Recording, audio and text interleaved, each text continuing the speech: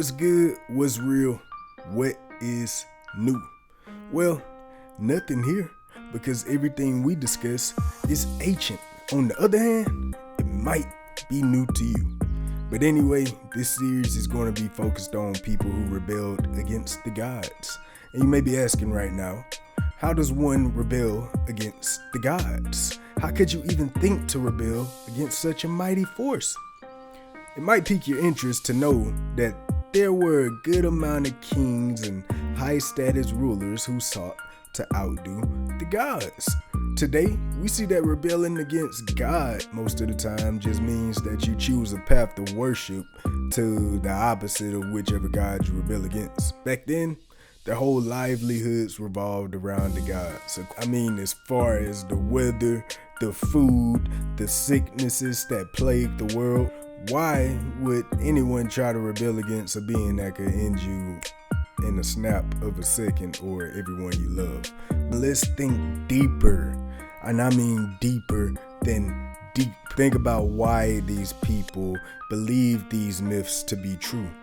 After all, the myths did not happen in the time of the one recording the myths. It most likely happened further back than they could think, given that most myths were just oral until they were written. So they interpret things from the time that they live in, which was much more primitive than we are in today's ways of thinking. Now, I've mentioned this a couple of times, and I'm going to keep reiterating it for understanding. If our world was destroyed, the next generations would not be able to fully comprehend how our society was handled through the passed down stories, because they were simply, they just were not there. And most likely, most of our technology would seem like magic. In Hebrew and biblical stories, the main said antagonists to rebel to the gods are Cain and Nimrod. The story of Cain and Abel is pretty well known. But let me tell you about the story of Cain to a point of understanding. So many of us know Cain as the first murderer recorded in the Bible, but there is much more to the story that you might have missed. Cain was the first child of Adam and Eve. Cain eventually becomes a farmer and Abel becomes a shepherd, or stated through the text, Cain becomes a worker of the ground and Abel a keeper of the sheep. Now, if you circle back to Genesis 3, God had already cursed the ground because of Adam and Eve's disobedience, right? So Cain's survival already seems linked to something that God has already cursed. As time goes on, both bring offerings to God. Cain's offering is the fruit of the ground, and Abel's offering is the firstborn of his flock and the fat portions from his flock. Cain just brought simply the fruit of the ground. Nothing special. It doesn't say Cain brought rotten stuff, but it doesn't say that Cain brought the ripest fruit or the sweetest nothing. He just brought the fruit of the ground. But Abel brings the firstborn and the best portions of his flock. God, or referred to as Yahweh in some references, looks at Abel with favor for his offerings, but not with favor to Cain, which results in anger and jealousy starting to build up inside of Cain. Why not? Why you don't like my fruit? This what I grow. This what you told me to do. You don't want my fruit? Is sheep better than my fruit? Of course. Now, the text emphasizes that Cain was very angry and his face fell. God asked Cain, why is he angry? Why has his face fallen? If you do not do well, if you do well, will you not be lifted up? And if you do not do well, sin is crouching at your door. Its desire is for you, but you must rule over it. So at this moment, Cain can either humble up, upgrade his offering, and push away jealousy, or he can let the sin in. Cain spoke to his brother Abel in the field soon after, and then things went left. Cain rose up and killed Abel. Cain spoke to his brother in the field, and he got the tension started to rise, and he knocked him on the head, as we would think, but who knows how he did it. Why the field? Why kill him in your domain? Well, Cain knew the field like no other. There was no witnesses. It was far away from the altars for sacrifice. This isn't just like a slap in the face to God type of rebellion. It's more like a rebellion expressed through his brother, since he knew Abel was Yahweh's favorite. So God goes to Cain and he asks, "Where's your brother?" And Cain says, I don't know. Am I my brother's keeper? Right here, he got smart with God, which implies that he has already denounced being ruled over by divine authority. Not to mention, he just told a straight up, bold-faced lie. And it was kind of in a mocking way, seeming that Abel was the keeper of sheep. It's like he was saying, I ain't no keeper like your favorite. I ain't no keeper like Abel, so why would I know? So his rebellion here unfolds to more than just a murder. His lying, refusing responsibility or correction, not having remorse, premeditating wrongdoing, mocking the idea of care for another. God says to Cain, "What have you done? The blood of your brother cries to me from the earth." God cursed Cain. Now you are cursed from the ground, which has opened its mouth to receive your brother's blood from your hands. When you work the ground, it shall no longer yield to you its strength. You shall be a fugitive and a wanderer on earth. Cain's bond with the earth is now broken. Cain said, "My punishment is greater than I can bear. You have driven me today away from the ground, and from your face I shall be hidden. I shall be a fugitive and a wanderer, and whoever finds me will kill me." Here you can see that Cain still shows no remorse, only a selfish care for himself. He doesn't even state a case for his sorrow over what he has done at any point, just self-pity. God responded that if anyone shall try to hurt Cain, they will be subjugated to his vengeance, and sevenfold, and he set a mark upon Cain, so that anyone who should find him would not attack him. Let me stop you right there. Let me just point out something that may confuse you at this point. Now, most of the time we see, or we're under the notion that Cain, Abel, Adam, and Eve were supposed to be the only people on earth at that point. That is not true. There were others out there. That's why Cain said, "They will surely kill me if I go out there," because those people are brutal. They're murderers. They're not good people. It was people out there. If you think that they were the only people there, it's right there. It's right there in the text where it says, "Those people out there will surely kill me." And God put a mark on Cain, so anybody who shall try to kill Cain shall face his vengeance sevenfold. Cain left the presence of Yahweh and lived on the land of Nod, which is, in some nuances, means the land of wandering. Cain has a son, Enoch, who is not the same Enoch coming from the lineage of Seth. But Enoch builds a city and names it after his son, which is Od. The first murderer who was put in exile was the first to build a city. Cain's descendants becomes the founders of some major human arts and technologies. For example, Jabal, who is the father of nomadic wealth like people with livestock that dwell in tents. Jubal, father of musicians, and Tubal-Cain, the father of bronze and iron tools. So we learned that Cain was not only just the first murderer, but also the first to defy God, the first to denounce God with sarcasm, and the first to found a city leading way to a new world. You can make your own inferences on why God would allow Cain to do these things and why God would show favor to one and not the other, leading to a known jealousy to develop.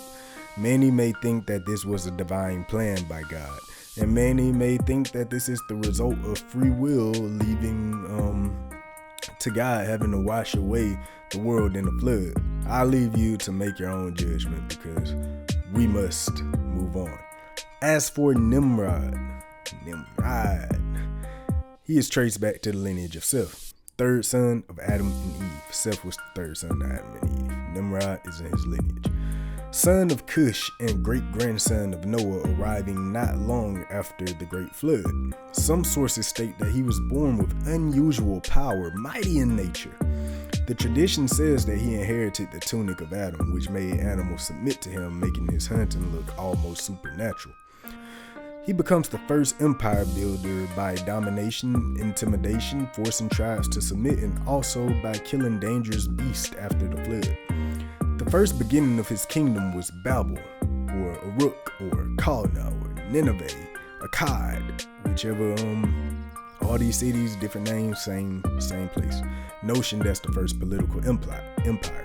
The Tower of Babel was being built now to challenge heavenly authority, to keep people unified, preventing scattering of humanity, to establish a world government, to basically make Nimrod God King of the world. Also a place he could hide in case God decided to send another flood.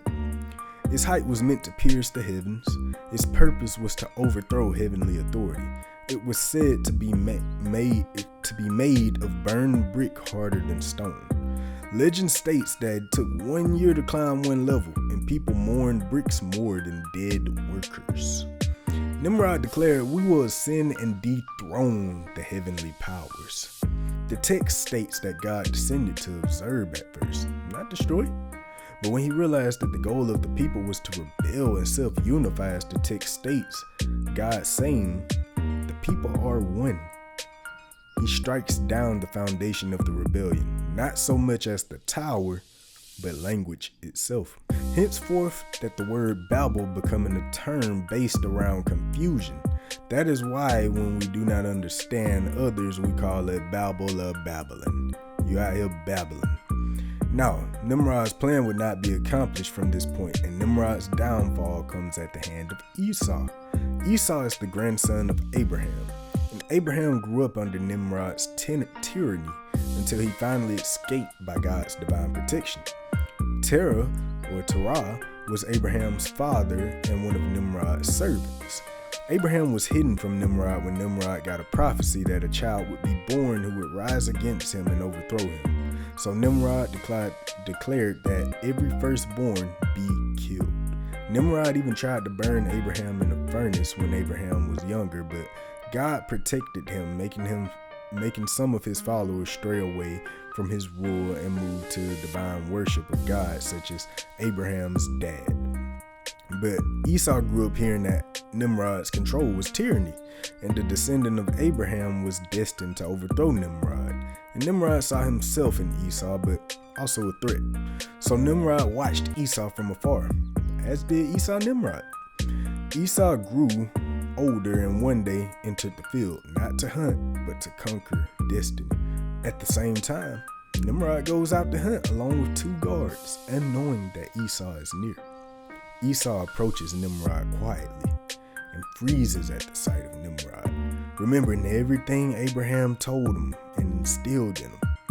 Esau hid in the bushes until Nimrod traveled near and jumped out so fast that Nimrod did not see him until Esau was on top of him.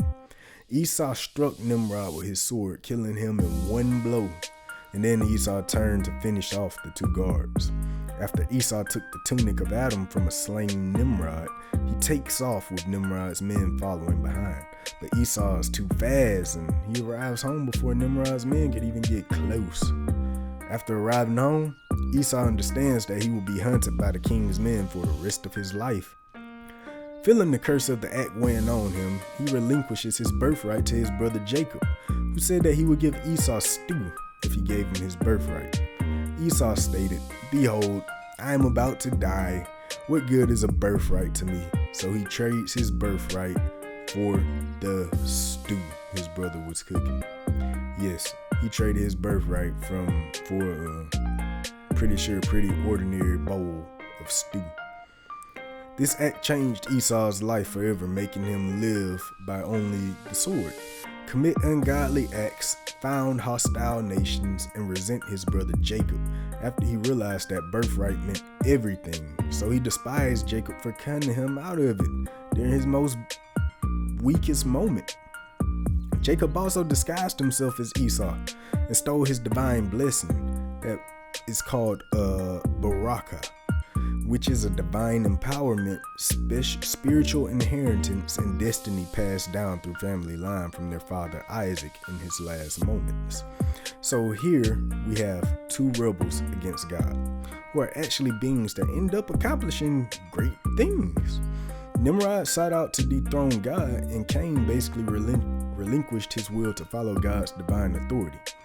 Cain arrives at paradise. Cain arrives after paradise is lost, and Nimrod arrives in the post-apocalyptic world, but both arrived as first generations according to the text.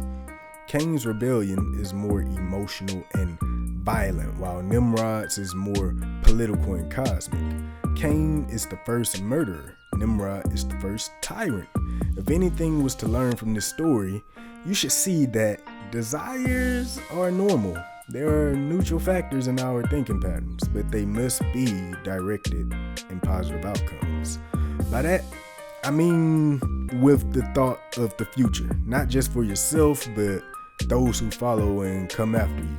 It's like the phrase, think before you act. You know, that phrase truly becomes deep when you think further than just your right now life. Every action has a consequence that may or may not show right now, so you must define your actions based on the mercy of yourself and others to determine the outcome. Yahweh's factor in his myth shows that justice corrects itself, but justice mixed with mercy eventually restores. On the next episode, we will be discussing, or I don't like the word episode. On the next video, we will be discussing rebels to the gods according to the Sumerian myths.